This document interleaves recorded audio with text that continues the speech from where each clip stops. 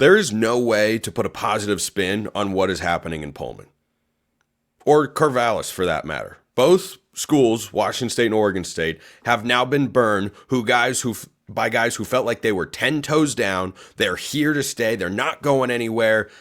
And then they leave. Why? Because the landscape of college football has left the Pac-12 behind. And yes, there are still 2 schools there. And yes, they're adding more in 2026. But they can't compete financially with what the Power 4 schools have to offer. That's what this is all coming down to. Jake Dickert leaves Washington State, which for their bowl game, the Holiday Bowl, good bowl game, by the way, Washington State is without a head coach, offense coordinator, defensive coordinator, quarterbacks coach, running backs coach, starting quarterback, and 22 players have hit the portal. I don't even know how to find a precedent for what is going on right now, because there isn't one. Not to this degree, at least not in my lifetime. Haven't seen it. So this is what the relegation feels like. And Washington State came into this year ahead of Oregon State. The Bees actually beat them head-to-head in Corvallis, but Washington State had a much better season. They were ranked in the top 25, picked up a couple of really good Power 4 wins. And Jake Dickert has talked about wanting to coach for 10 more years and then step away from coaching because he wants to, be able to go to his kids' high school sporting events and whatnot. I think his kids are a little bit younger right now. But Dickert was the interim head coach at Washington State when the Nick Rolovich situation happened. Then he was the full-time head coach, and he's been all about the Cougs and all about the Cougs. And it just goes to show you, no matter what your head coach says, no matter what you choose to believe, he will flip if the right offer comes along. And he feels like Wake Forest is the right offer for him, probably because they can offer significantly more money. They've got more resources. It doesn't mean he goes to Wake Forest and elevates them to the top of the conference right away. I think that's a job that can take a couple of years. We've seen Wake Forest be good before. Never seen him be great consistently.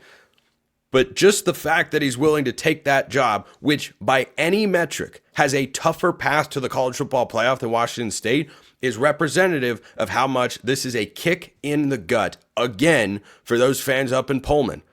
There is no positive angle. There is no bright side. There is no, well, at least there's that. No, there's nothing. There's nothing to glam onto. Any good player you have, he's going in the transfer portal. Their leading tackler, defensively, portal. Top offensive lineman, he's not there. Quarterback who replaced a previous star quarterback that transferred to an ACC school because he was able to get more money. Yeah, that guy's not sticking around either. So this has just been a delayed version of what happened at Oregon State. It's taking place at Washington State right now in real time. And I think it stinks.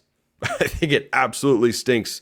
These are programs that had promising coaches, that had strong programs, upward trajectories, and then the rug got pulled out from underneath them. And there was nothing they could have done. If there was, they would have done it. By the way, this is the same Washington State athletic department whose athletic director went to, drumroll please, Washington, their bitter arch rival. So, what do you have to feel good about if you're a Washington State football fan right now? That the Cougs brand is still there, that alumni have been around, guys like Ryan Leaf and some other Cougar greats, I believe, have made or were a part of making the pitch to John Mateer to try to help keep him in Pullman. They pulled together a bunch of money, and when that failed, Jake Dickert, I think, said, you know what, I can't keep my best players here, and I need a place where I can at least be more competitive. And so he goes and he port in a storm and replaces Coach Clausen at Wake Forest. So for Washington State, now the question becomes, naturally, who do you go get? Surprisingly, the list of candidates is actually pretty solid. I'll throw a couple names at you that would make sense at the very least.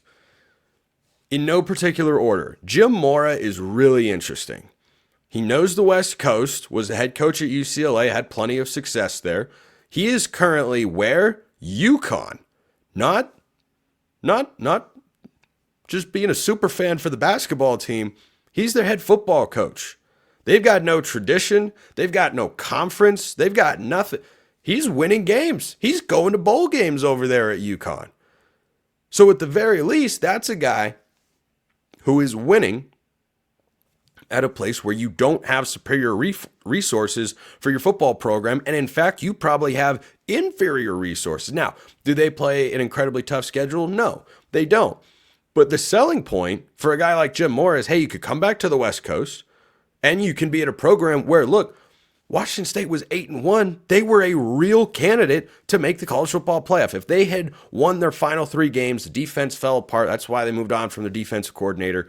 And by the way, the timing of this thing completely stinks, which I'll touch on with a next potential candidate who still could be a candidate in just a moment. But if you hadn't done that, Washington State at 11-1 with a blowout win at home against Texas Tech, a neutral site win against Washington, and their only loss being on the road against Boise State, they would have gotten a look. They would have been in the conversation. So at the very least, the path to the playoff, not just for 2025, but for 2026 and beyond, once the Pac-12 gets itself back up to 8 teams, that's going to be a strong selling point for any coaching candidate that wants to go and take the Washington State job, which certainly doesn't feel very appealing. So the timing of this stinks because Jake Dickert removed the defensive coordinator because he wasn't coaching a side of the ball that was very productive this season.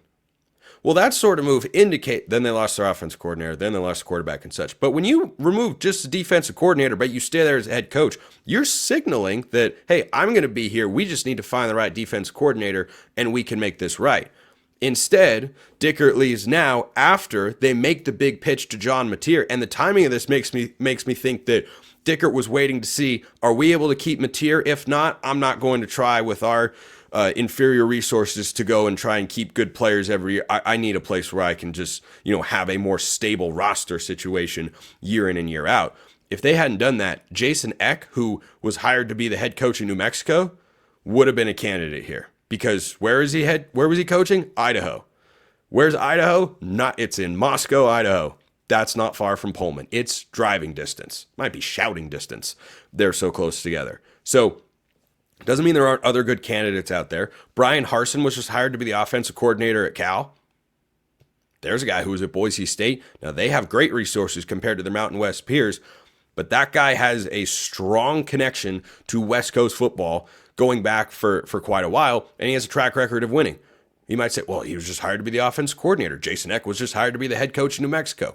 I don't think a head coach is going back on an offer like Eck at New Mexico, though I won't rule out anything in today's world. An offensive coordinator, though, we see this all the time. Bill O'Brien did it at Ohio State last year. Cliff Kingsbury did it to USC once upon a time. Guys will forego an opportunity to be an offensive coordinator that they've agreed to if a head coaching opportunity comes along. So I think those are a couple of names to put out there. There's the head coach at Montana State as well. That could be a name that you see. He's got his team in the FCS semifinals at the moment. But what Jake Dickert has clearly shown is he doesn't feel. I think he did really like Pullman and want to make it work, but it just doesn't work in today's college football. At least not the way that it can elsewhere. I think he became really frustrated with that. So whatever coach takes this job has to be willing to accept the limitations financially that you're going to have against every other program, against power conferences in all of college football. It is really challenging. This stinks for Cougs fans. It really, really stinks. That's just the world that we've created. I hope you're happy, college football power brokers. Appreciate everyone listening. I will see you next time. And until then, hope you have a wonderful rest of your day.